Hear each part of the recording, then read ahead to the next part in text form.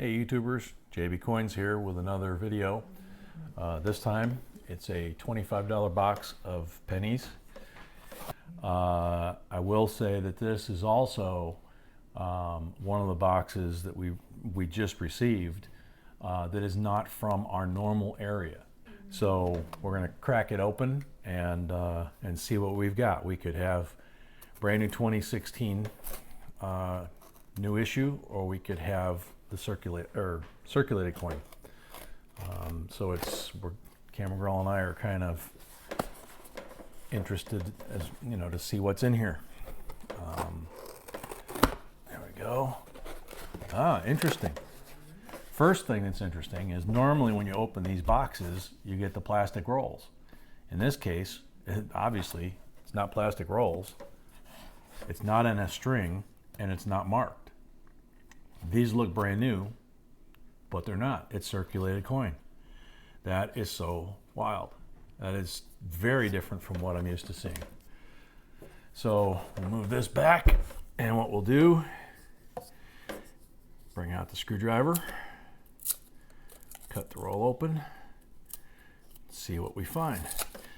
And if you've watched enough of our videos, we always try to say this for the new people that haven't watched our videos. We try to break open the first roll, do that live on camera, see if anything's unusual or interesting, give you some information as we do it. Because it would be almost impossible to do 2,500 coins live on camera, we usually stop and then do the rest of it off camera. Gosh, I can't even tell what year that is. It's a memorial. Set that off to the bottom here, and I'll look at it with the magnifying glass. That's an 88. Left side is post 82 zinc pennies.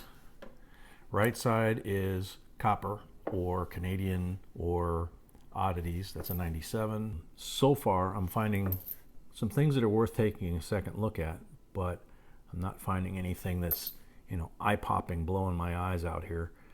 That's a 75. Whoa, don't roll off the table. That is a 2000, I think, and it's pretty well obliterated. 99. Yeah, same thing, pretty well ground down, and an 81. Possible a little bit of doubling. I'll take a look at that one too. So we didn't find anything right out of the gate here that was obvious. Obviously, we've got these nice clean rolls here to go through, so we can't really give you an indication of what's in there. We'll go through them. If we find anything cool, we'll stop and film it, and we'll get back to you. So anyway, without further ado, I'm going to get into this. This box turned out to be probably, Camera Girl and I were talking after I finished doing this last night and laying it out. This is possibly the best box we've ever gotten. It's got something for everybody. I mean, just kept pulling things out over and over and over and going, wow, wow, wow. Pile going back to Coinstar. Watch our Coinstar video on how to do that without getting ripped off. Copper, which goes into our copper scrap pile. Coins on the right here, right corner of the table. Those I'm going to have to look at under the microscope just for clarity, just so I can see what's really there. Also, this little cluster here, which I'll explain in a second when I zoom in on these other coins down here. So I'm going to go ahead and hit the zoom here, and we're going to get some tight shots, okay? Got 3 Canadians out of the box. Well, you know, some people save them, some people don't. But this one's cool because it's a 51 King George. It's right before Queen Elizabeth began her reign, and she is the longest reigning monarch in England.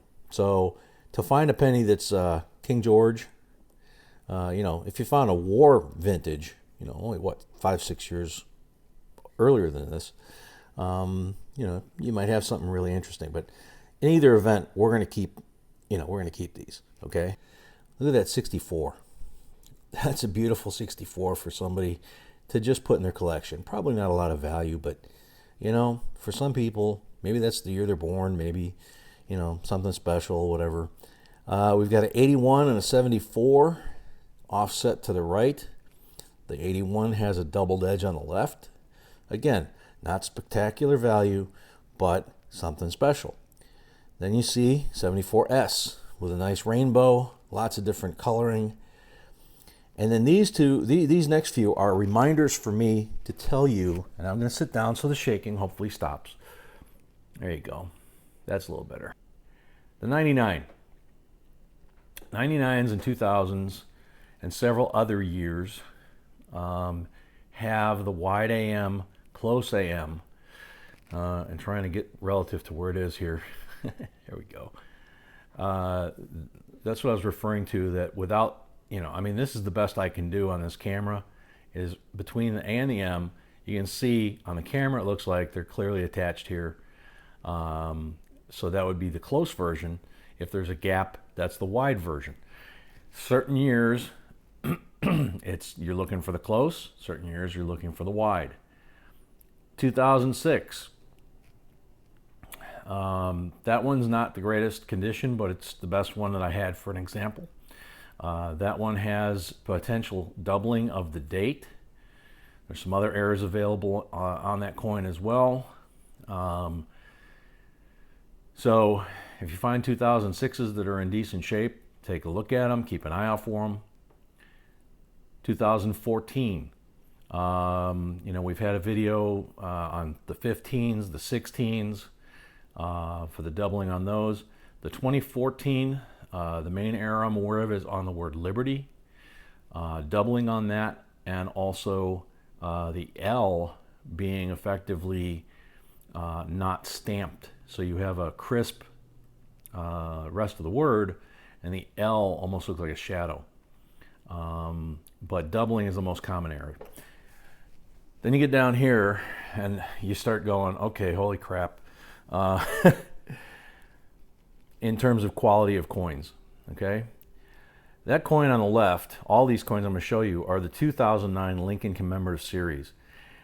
Look at how, I mean, the field around that log cabin and the crispness of the letters, that thing is beautiful. There's a little bit of, you know, patina starting down along the bottom of the coin, but otherwise, that coin is really nice. Got Lincoln on the log. We've only got one. I don't see anything here using this magnification. We'll look under the microscope to check his hand to make sure he's only got 5 fingers on his left hand holding the Bible. We've got him in the legislature. We've got a bunch of them. And we've got him in the White House and another log cabin. So we're going to start keeping the 2009s, as we've said in our other videos. It was pointed out to us by one of our viewers that, and we went and verified, it is one of the lowest mintage pennies, 2009s, and they're commemoratives, so they're kind of unique, so they're worth keeping.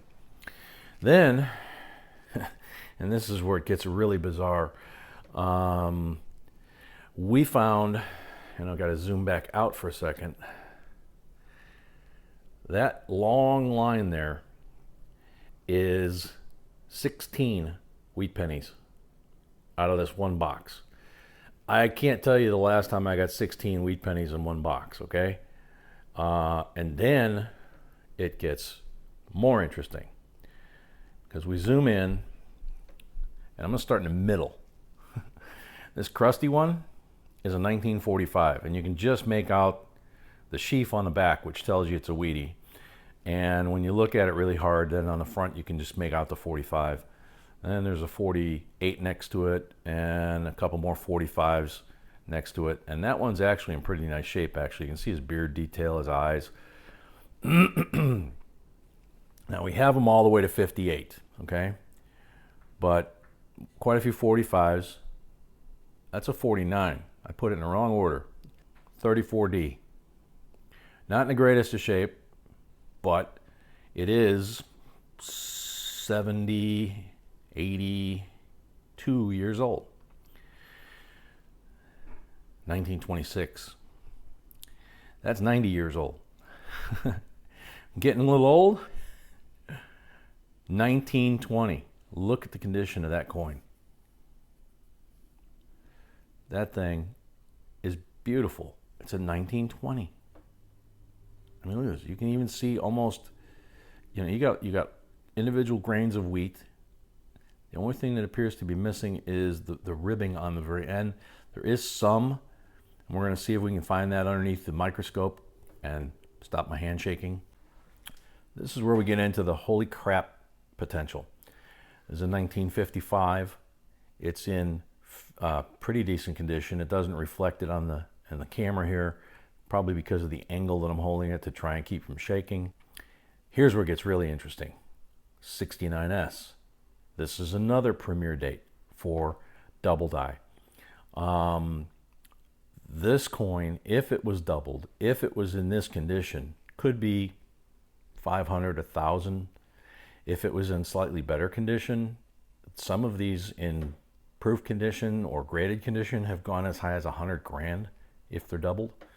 But I don't see any obvious doubling here. This camera is zoomed in, so there's magnification here. So I doubt this is a $100,000 coin. You know, it might be a $50 coin, it might be a $100 coin, it might be a $5 coin. Don't know, gotta look, and then do the research.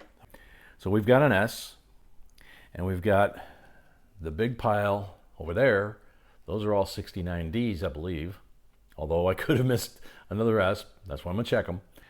So this video's gotten very long, but like I said at the outset of this wrap, it's got something for everybody, and it's amazing if you think about it, what we found in just this one box of pennies.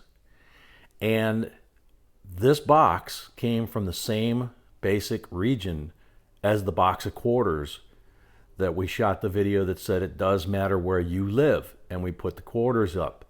And you know, the amazing difference in quality, quantity, and just overall, you know, not being anything like what we're used to seeing here where we live. This box came from literally within 5 miles of that other box.